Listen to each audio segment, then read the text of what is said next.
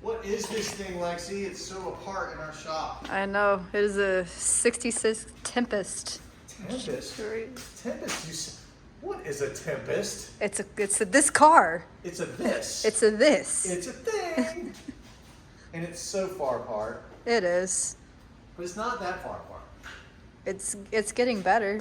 Let's talk Tempest history. What is the Tempest? Who makes the Tempest?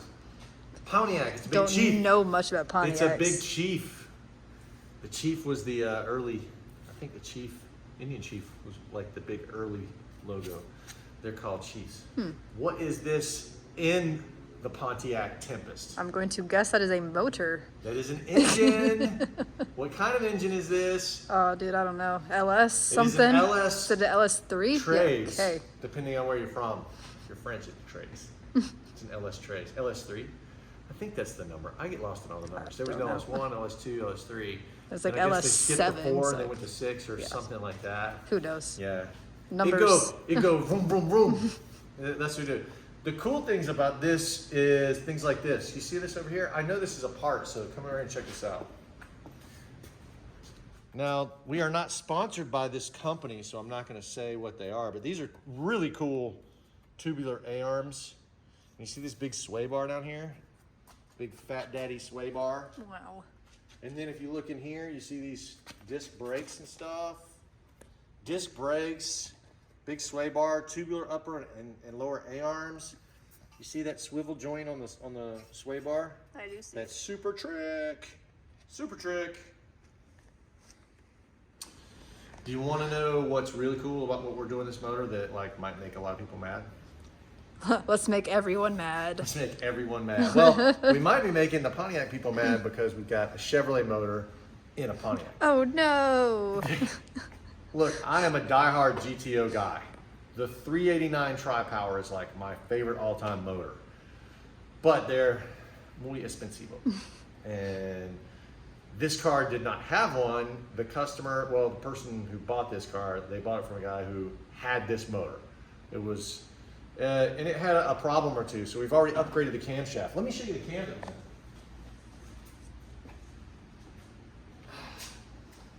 This is the cam. Also affectionately known by rednecks everywhere as the bump stick, okay?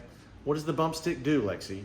It makes the valves go up and down. There we go. Yeah. It pushes the rock arms by push rods and sounds like a pig. Okay, not exactly like a pig. But, so here is another lesson. I negotiated a little bit of reduction of price because the good running engine, when I asked the guy, hey, have you ran this engine? He said, well, no, but it's a good running engine. I'm like, every engine was a good running engine at some point in time. So we need a little money off. So when we were just gonna take this camshaft out because we wanted go fast parts, and we found some little problems. Look at that guy right there. See that egg-shaped thing? It's got those ridges on it. Yeah. Now they're all supposed to look like that. You see how it's nice and smooth? Yep. They look like little eggs. You see how that one looks like an ashtray? It is not because we want to smoke inside the engine, flick a cigarette. That means that a lifter got stuck and ate this cam lobe up. So there was one valve that was not opening properly in this. So we're gonna use this for a dumbbell now. Maybe some art. Yeah, no, it's a big pump. It's Yeah. a big pump. Because it's a new year and we're gonna eat less chocolate and we're gonna curl. Curl, right? The girls love the curls? Okay, maybe not. So they say. That's what they say. Yeah. Oh, I got a little cramp. Oh my God. Yeah. So we put a new camshaft in here, inside the motor. There's a new camshaft inside the motor. So this now, whenever it cranks up, it'll go,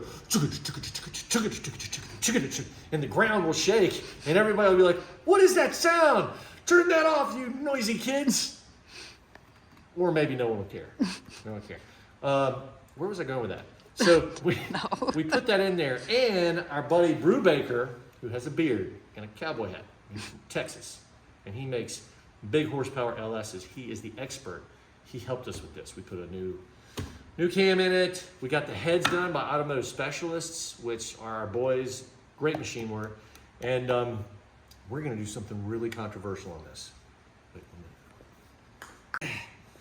this is going to go here. That's an intake manifold. And you know what these are for? Those are for fuel injectors. And guess what? There's no holes there. You know why? I'll tell you. Because we're going to do this. What? What? All right, everybody write in, be mad. Because you know what's going to happen? Is this guy is going to go on here, and the MSD box is going to go there, and the fuel is going to come in here, and we're going to go, blah, blah, blah. That's what it's going to sound like. So feast your eyes on that. If that ain't cool, I don't know what is. That's what hot rods have. So there's a couple things about it that people won't like that I love.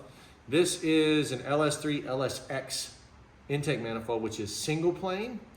You know, I should show you what the difference between a single plane intake and a dual plane intake is, shouldn't I? That'd be good. Okay, pause it. I'll be right back. All right. All right. Professor Pickard in the house. I'm a little bit smarter just because of my glasses. The differences between the single plane intake manifold and the dual plane intake manifold. Okay, single plane means we've got all this space in here. And whenever we hit the carburetor, it goes, all that fuel and air just dumps right in here and it swirls around and everything's getting vacuumed in, all these different ports here like that really fast. And whenever the cylinders are firing different, they all just grab it from this one space, okay? Now, adversely, we have, would it be adversely? On the other side of the fence.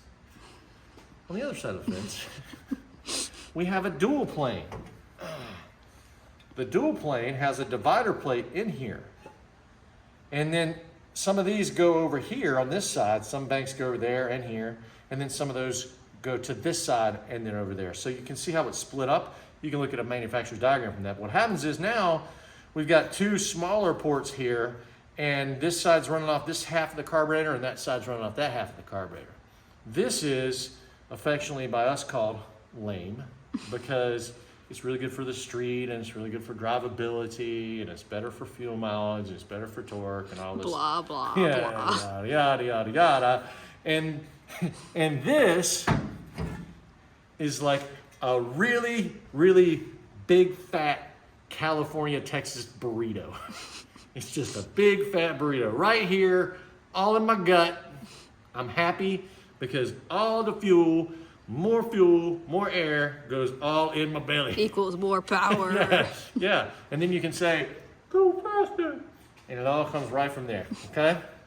So that is the technical difference. I would say borderline scientific difference between these two intake manifolds is one is a burrito and the other is a chimichanga, okay? So if you're really hungry, are you gonna go get a Texas-sized burrito or North Carolina chimichanga? Your choice, really. You decide, people.